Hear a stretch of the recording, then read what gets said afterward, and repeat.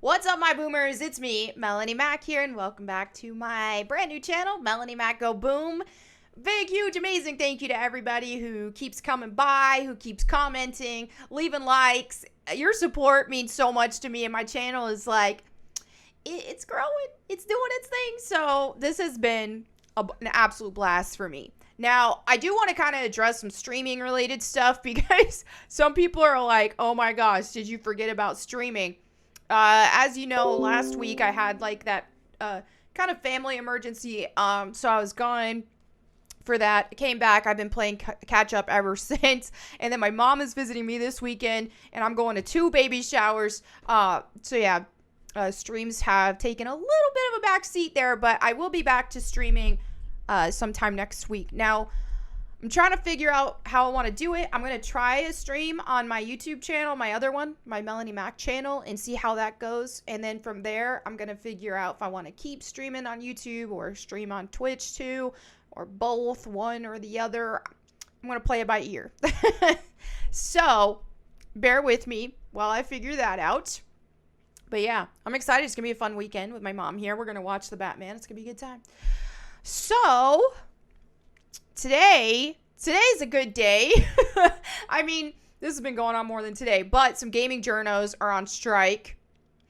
And this is always some good news. And oh my gosh, my dog just farted. Zoe, why are you farting? Why are you farting? Oh, she stank. Okay, well, anyway, good thing there's not smell-o-vision here. Let's go ahead. Let's go ahead and read this. All right. No. Okay. Geo media workers from Gizmodo, Jezebel, Kotaku. Y'all know my disdain for Kotaku for the most part. And more go on strike. I mean, this is good. This is good in my opinion because, like, gaming journalists have shaped so much of the industry that the industry tries to please them so much, and they keep trying to push this woke agenda, and I don't even feel like most journalists reflect most gamers. Now, there are some exceptions, but for the most part, yeah. So it says, members of a union representing about 100 editorial staffers at Geo Media publications, including Jezebel, The Root, Lifehacker, Kotaku, Jalopnik, I don't even know what that is, and Gizmodo. I usually kind of have a beef more with Kotaku than any of these on this list, and Jezebel can get pretty cringe as well, and not in a good way.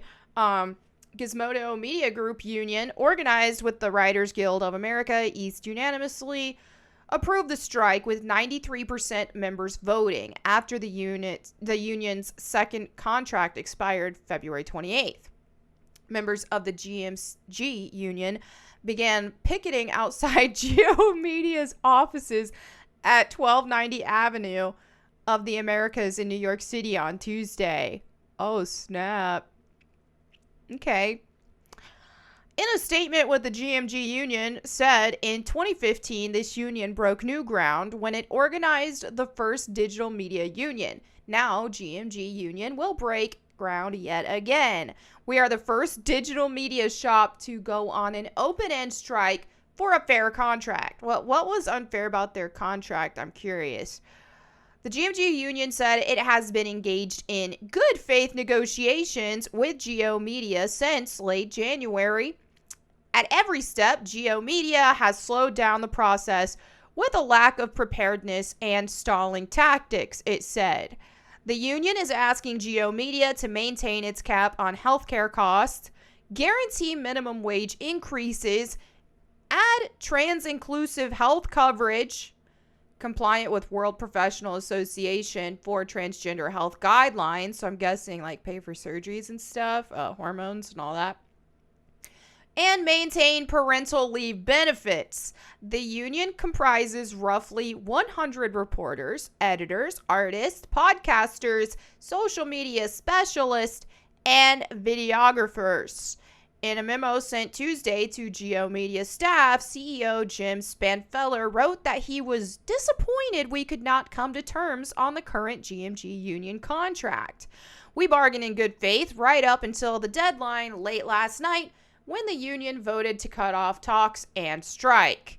Spanfeller claimed that the terms Geo Media offered the union were not only equivalent to, but in some instances better than, terms agreed to by the union, the Onion Union, GMG's sister union here at Geo, just 1 year ago. We are struggling to understand why terms agreed to by half of the editorial union members last year are not acceptable to the other half now. Spanfeller wrote in the memo, unfortunately, that puts Geo Media in an untenable position with regard to these current negotiations.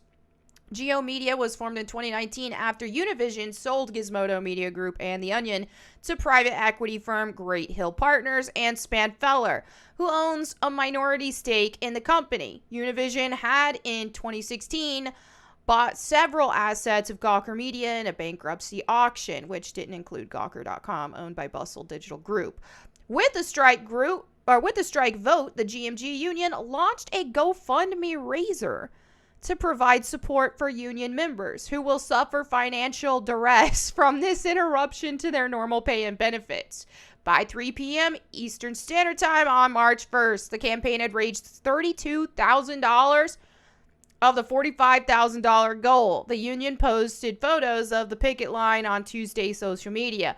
Well, heck, who's like paying for these Kotaku? Oh, they hit it. Okay, I am about people getting fair pay and all that kind of stuff, but I don't know what they're getting paid. I just try to think about it, and I just try to think, how much money are these outlets really getting? How many people are actually reading Kotaku and stuff to where they're garnering enough money to pay a staff of people not only their regular salaries, but all this healthcare stuff too? Okay, well, yeah, like I said, I'm not against people getting paid fairly and all that kind of crap, but I also have a big, huge beef with like Kotaku and crap like that. So I personally, when I want to know about a game that I haven't played yet, and I'm wanting to know if I want to play it and all that kind of stuff, I usually seek out influencers who have similar taste to me. This also goes to like movies and stuff like that. I typically trust more than a journalist. But that's just me, personally. I'm also very salty at a lot of journalists in general, so I guess we'll see how this unfolds. But, alright. Let's go ahead and read some comments from my last videos. Now, from this one, David says, I'm carnivore too. Irony. At my age, 176 centimeters tall and 63 kilograms, they can't say a heckin' thing about this diet being bad for us. I'm ripped on this diet. Awesome work, David. Y'all know I'm a big fan of the carnivore diet. If you haven't seen that video and you're like, what? Carnivore diet? What the crap? Watch my videos. A few videos back I made like a week or so ago about misinformation. It has Joe Rogan on the thumbnail. That's the one I go into detail about my journey with that. Jean says, I can tell you... Oh, this was about my video, the Mad Max video, Charlize having beef. I can tell you why she wanted a woman. A woman would side with her. Charlize wanted someone in her corner. We women like to emotionally vent a problem before we solve it. We like to feel validated in our emotions. Guys are more action-oriented. They want to solve the problem, then deal with the emotional stuff later. A man would no doubt protect her, but he may not take her side in the conflict or validate her feelings on the matter. Note, I'm speaking in generalities. I'm well aware that individuals don't always behave in ways I have described. Thank you. Yeah, that actually makes a lot of sense. But what this also reads to me is that Charlize didn't feel physically unsafe, because if that were truly the case, then she would have wanted a man there with her, I think.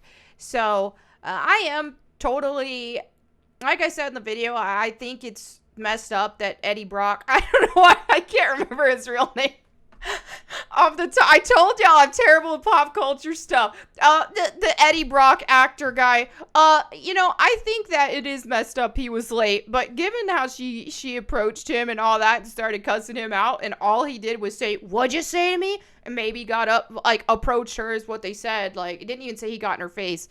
Like, bro, maybe she shouldn't have done that. Terry goes, calling your fans boomers is kind of cringe. Not sure you should name your fans like pets, haha. We are not that old, are we? Okay, boomer. All right, next. Zach says, IMO, women hate when men find female characters in games, movies, and books attractive because it is competition for male attention. Even if a woman wouldn't want anything to do with a given man, she would rather he was pining fruitlessly after her because it gives her power over him.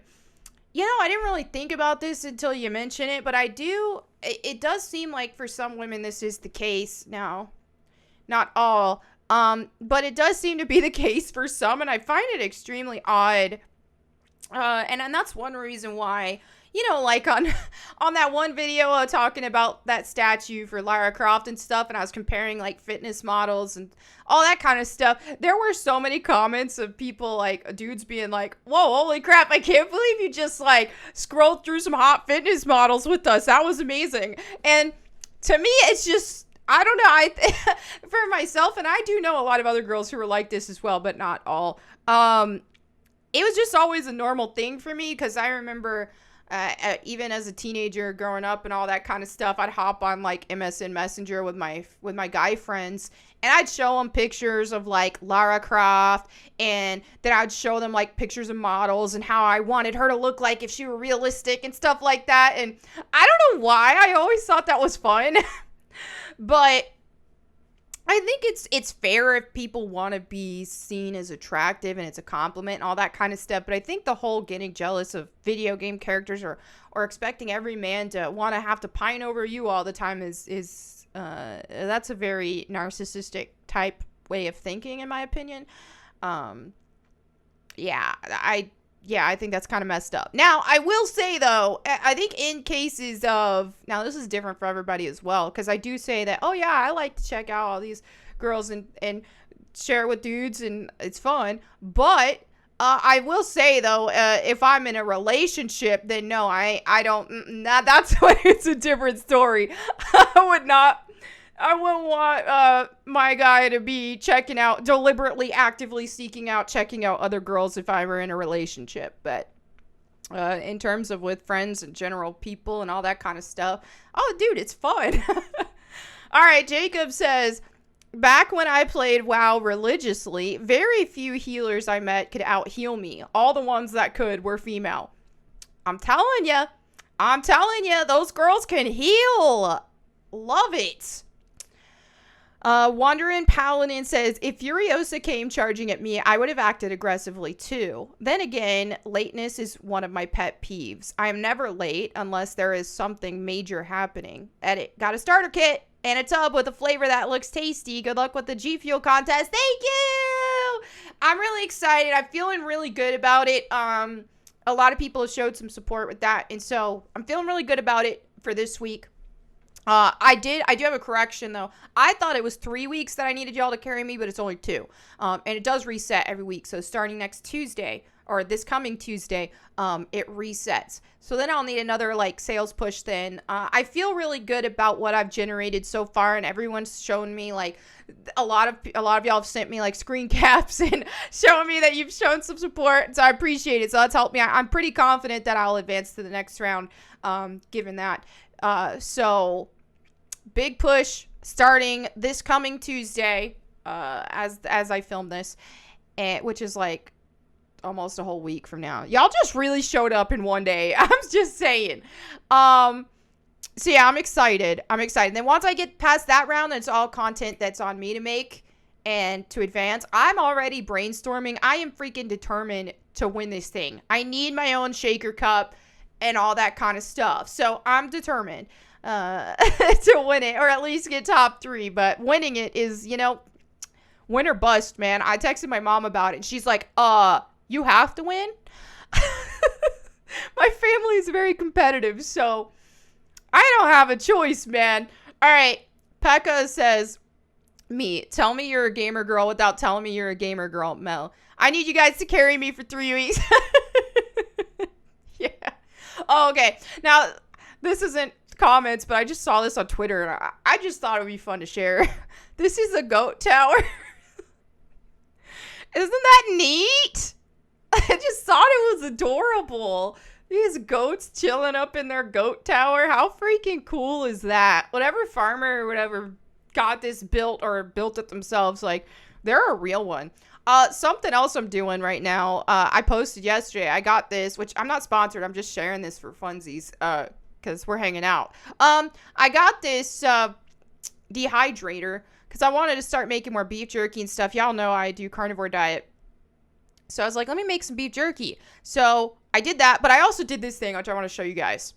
I put some turkey pepperoni. Now, the dehydrator works best with, very lean meats. And so I used turkey pepperoni instead of your standard because it's like 70% leaner.